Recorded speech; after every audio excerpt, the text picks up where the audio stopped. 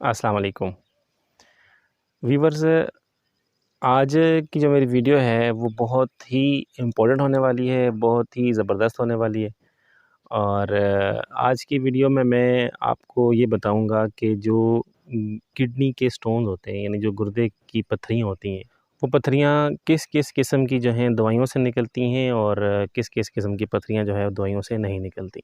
तो अगर आप सीरियस हैं अपने लिए, अपने मरीज़ के लिए या अपने किसी फैमिली मेम्बर के लिए, तो फिर ये वीडियो आप लाज़मी देखें। और अगर आप सीरियस नहीं हैं, आपने सीरियस नहीं लेना है इसको, तो आप इसको इग्नोर कर दें, आप इसको ना देखें। क्योंकि इस वीडियो में मैं वो हकीकत बताने वाला हूँ आपको कोई भी नहीं बताता। और आप मुख्तलिफ़ दवाइयाँ खाते रहते हैं और ख़ुद को नुकसान पहुँचाते रहते हैं। या आप अगर फ़िज़िशियन हैं तो आप अपने मरीज़ों को मुख्तलिफ़ किस्म की दवाइयाँ देते रहते हैं, ख़ास तौर पर होम्योपैथिक दवाइयाँ, हर्बल दवाइयाँ और घरेलू टोटके। लेकिन कुछ पत्थरियाँ ऐसी होती हैं जो दवाइयों से बिल्कुल भी नहीं निकलती, और एक वक्त ऐसा आता है कि आपका जो गुर्दा है जो ख़राब हो जाता है और उसका हल फिर उसको ट्रांसप्लांट करना होता है या मरीज़ आपका डायलिसिस पर जाता है। तो इसलिए आपने इस वीडियो को बहुत ही सीरियस होकर देखना है और बहुत ही सीरियसली इसको समझना है। वीडियो शुरू करने से पहले आपने अगर अभी तक मेरे चैनल को सब्सक्राइब नहीं किया तो सब्सक्राइब कर लें और बेल आइकन को प्रेस करें ताकि मेरी हर वीडियो का नोटिफिकेशन आप तक पहुंच जाया करे। देखिए, अगर हम गुर्दे के पत्थरों की बात करें, अगर हम गुर्दे के स्टोन्स की बात करें, तो वो मुख्तलिफ़ टाइप्स के हो सकते हैं, मुख्तलिफ़ चीज़ों के हो सकते हैं। हम इस बहस में बिल्कुल भी नहीं पढ़ रहे यहाँ पर कि वो या क्या केमिकल कंपोजिशन होती है उसकी। अगर हम इस बहस में पढ़ेंगे तो ये बहुत लंबी हो जाएगी हमारी वीडियो। मैं सिर्फ आपको इतना बताऊंगा कि इस किस्म के पत्थर जो हैं वो आसानी के साथ बाहर निकलते हैं और बाहर नहीं निकलते। आमतौर पे तो ये होता है कि हम जब हमारी पत्थरी बाहर निकलती है दवाई की मदद से या ऑपरेशन की मदद से, तो उस वक्त फिर हम जाते हैं और उसकी फिर हम लेबॉर्ट्री के अंदर टेस्टिंग करवाते हैं। फिर हमें पता चलता है कि ये जो मेरी पत्थरी है वो किस नेचर की है, किस किस्म की है। लेकिन कुछ जो टाइप्स हैं वो हमें बग़ैर लेबॉर्ट्री के ही मालूम हो जाती हैं। यानी कि हमें साइन एंड सिम्पटम से और जो इमेजिंग टेस्ट है जिसमें अल्ट्रासाउंड और एक्सरे जो है वो बहुत इम्पोर्टेंट है, और कहीं-कहीं सीटी स्कैन जो है वो भी बहुत हेल्पफुल होता है। तो इनसे हमें पहले ही पता चल जाता है कि ये जो पथरी है ये किस किस्म की है, क्या ये निकलने वाली है या निकलने वाली नहीं है। तो देखें, जब आपको इंसिडेंटली किडनी की स्टोन जो है वो डायग्नोज़ हो जाए, यानी आप किसी और मसले में हॉस्पिटल गए हों, आप जनरल चेकअप के लिए गए हों या हल्का-फुल्का आपको दर्द हो और आप हॉस्पिटल गए हों, वहाँ आपका अल्ट्रासाउंड हुआ हो या वहाँ आपका एक्स-रे हुआ हो, उसमें अगर कोई पत्थरी आपको आती है गुर्दे में और वो आपको ज़्यादा पेन नहीं कर रही, उससे आपको ना बुखार हो रहा है, उससे ना आपको जो है वो पेशाब में कोई प्रॉब्लम हो रही है, ना आपको जो है कमर में और पेट में दर्द हो रहा है, तो फिर आप ये समझें कि हम उसको नॉन ऑब्स्ट्रक्टिंग कैलकुलस कहते हैं, यानी कि वो पत्थर जो रुकावट नहीं कर रहा आपके गुर्दे के फंक्शन में। और जो पत्थर आपके गुर्दे के फंक्शन में रुकावट नहीं करता, उस स्टोन को ट्रीटमेंट की ज़रूरत नहीं होती, पहली बात। दूसरी बात ये है कि जब आप उस स्टोन को ट्रीट करने की कोशिश करेंगे किसी भी तरीके से, तो वो फिर मुमकिन है कि आपकी किडनी में आपको पेन शुरू हो जाए, और ये भी मुमकिन है कि कुछ ना हो, ठीक है, वो स्टोन वैसे का वैसा ही पड़ा रहे।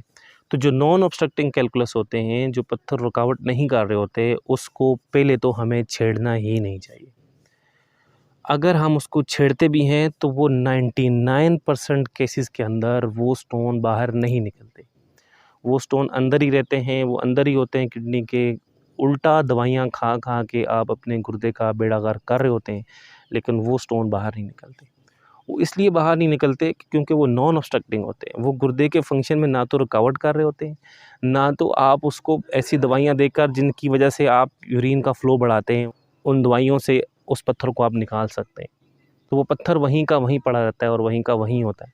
आम तौर पे जो इस तरह के स्टोन्स होते हैं, उनका साइज़ भी बड़ा होता है और वो भी पेशेंट को पेन कर सकते हैं, लेकिन कभी-कभार अब वो कौन से स्टोन्स हैं जो आसानी के साथ मेडिसिन के ज़रिए बाहर निकल जाते हैं।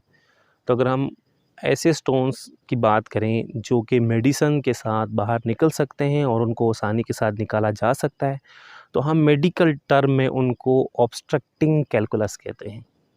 यानी कि ऐसे स्टोन जो कि रुकावट कर रहे हों, यानी कि ऑब्स्ट्रक्टिंग यूरोपैथी डेवलप कर रहे हों, गुर्दे और गुर्दे का जो फंक्शन है उसके अंदर कोई ना कोई रुकावट जो है वो कर रहे हों। ये जो ऑब्स्ट्रक्टिंग कैलकुलस होते हैं, इसमें से भी ये बात याद रखें कि 1.2 सेंटीमीटर यानी कि 12 मिलीमीटर तक के स्टोन को हम आसानी के साथ बाहर निकाल सकते हैं। 12 मिलीमीटर से ज़्यादा के जो स्टोन होते हैं वो फिर डिपेंड करता है कि स्टोन की केमिकल कंपोजिशन क्या है उस पर। यानी 12 मिलीमीटर के जो स्टोन हैं उनको हम आसानी के साथ मेडिसिन के ज़रिए बाहर निकाल सकते हैं। इसकी वजह ये है कि जो आपके गुर्दे की नाली होती है, जो गुर्दे से निकलकर मसाने में आ रही होती है, उसका जो डायमीटर होता है वो मुश्किल से 8 मिलीमीटर होता है। लेकिन जब हम मेडिसिन देते हैं डायलेट करने के लिए, तो वो डायलेट होकर भी बहुत डायलेट हुआ तो 1.2 सेंटीमीटर यानी कि 12 मिलीमीटर तक डायलेट हो सकता है। 12 मिलीमीटर तक वो फूल सकता है, इससे ज़्यादा वो नहीं फूल सकता। तो इसलिए 1.2 सेंटीमीटर से ज़्यादा के जो स्टोन होते हैं तो उनके लिए आप मेडिसिन ना लें। अब 1.2 सेंटीमीटर तक के जो ऑब्स्ट्रक्टिंग स्टोन है, अब हमें कैसे पता चलेगा कि ये ऑब्स्ट्रक्टिंग है? जो स्टोन रुकावट कर रहे होते हैं, उन स्टोन्स के साथ पेशेंट को शदीद दर्द होता है और मरीज़ को शदीद किस्म का जो है वो जलन भी हो सकती है, उसको बार-बार पेशाब भी आ सकता है, उसको बुखार भी हो सकता है, उसको सर्दी भी लग सकती है। ये सारी कैफ़ियत जो है ना उसकी होती है और अल्ट्रासाउंड की रिपोर्ट में हमें हाइड्रोनेफ्रोसिस साथ मिल रही होती है, अगर स्टोन किडनी के अंदर हो तो। स्टोन किडनी से निकल गया, यूरेटर में आ गया तो उसने शदीद पेन करना है। जो जंक्शन है ख़ास तौर पर जहाँ से किडनी से यूरेटर मिल रहा है वहाँ पर और जहाँ यूरेटर जाकर मसाने में मिल रहा है वहाँ पर, ये 2 जो लोकेशंस हैं यहाँ पर अगर किडनी का स्टोन फँसता है तो शदीद किस्म का पेन होता है पेशेंट को। इंतहाई हाई पावर की पेन किलर इस्तेमाल करने के बावजूद भी मरीज़ का पेन यहाँ ख़त्म नहीं होता। लेकिन अगर वहाँ पर स्टोन फँस जाए यानी किडनी से बाहर निकल जाए और अब वो चाहे वो ऊपर किडनी के पास हो यूरेटर में या नीचे ब्लैडर के पास आ गया हो, तो ऐसे स्टोन्स भी मेडिसिन के साथ निकलते हैं। लेकिन एक बात हमेशा याद रखनी चाहिए कि आप कोई भी मेडिसिन ले रहे हों, चाहे उस मेडिसिन का तल्लुक दुनिया के किसी भी सिस्टम से हो, चाहे उसके अंदर कोई भी चीज़ हो, वो मेडिसिन आपने किडनी की डिजीज़ के लिए, किडनी के स्टोन्स के लिए 1 महीने से ज़्यादा हरगिज़ नहीं इस्तेमाल करनी। आपका लीचड़ से लीचड़ स्टोन भी है, आपका स्टोन नहीं भी निकल रहा तो वो अगर 1 महीने के अंदर निकल गया तो निकल गया। अगर 1 महीने तक आपका स्टोन नहीं निकलता या 1 महीने तक आपकी प्रॉब्लम ख़त्म नहीं होती, कंटिन्यू मेडिसिन आप यूज़ करते रहेंगे तो इसका नतीजा ये होगा कि आपके किडनी फेलियर की तरफ जाना शुरू हो जाएँगे। लिहाज़ा आप किसी को मेडिसिन दे रहे हों या आप खुद मेडिसिन ले रहे हों, ये बात हमेशा याद रखें कि किसी किस्म की दवाई भी 1 महीने से ज़्यादा नहीं इस्तेमाल करनी। और एक और इम्पॉर्टेंट बात ये है कि जब आप कोई मेडिसिन लेते हैं, ख़ास तौर पर आप कोई हर्बल मेडिसिन ले रहे होते हैं, कोई घरेलू टोटका यूज़ कर रहे होते हैं या आप होम्योपैथिक दवाइयाँ ले रहे होते हैं, तो उनसे क्या होता है कि आपके किडनी का पेन रिलीफ़ हो जाता है, किडनी में पेन नहीं होता। तो आप ये समझते हैं कि मेरा जो स्टोन है या जो मेरा प्रॉब्लम है, जो मेरी डिज़ीज़ थी वो ख़त्म हो गई।